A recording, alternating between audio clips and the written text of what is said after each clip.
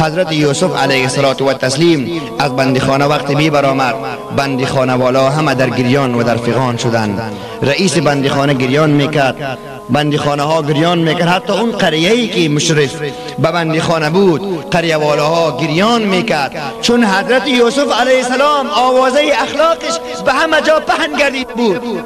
حضرت یوسف بسیار به مشکل از بندیخانه بیرون میشه و بندی ها میگه که یا یوسف علیه السلام، تا به حالی که شما در بین ما بودین ما هیچ نمیدانستیم که جا بندیخانه هسته، ولی بعد ما میفهمیم که ما بندی ها هستیم.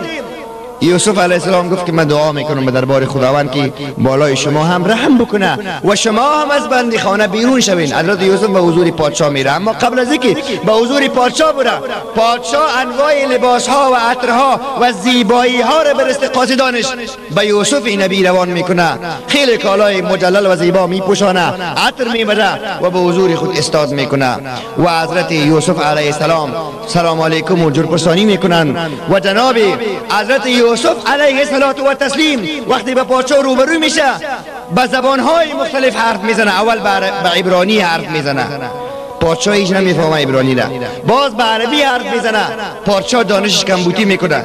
یعنی دانشی کسی که زیادتر باشه هر زبان یاد داره. گفته بودن که حضرت یوسف پادشاه خیلی دانشمند است، 70 زبان گفته بودن یاد داره، اما وقت حضرت یوسف میره 2 زبان گفت پادشاه نفهمید. گفت پادشاه صاحب دانشتان کمی ضعیف است.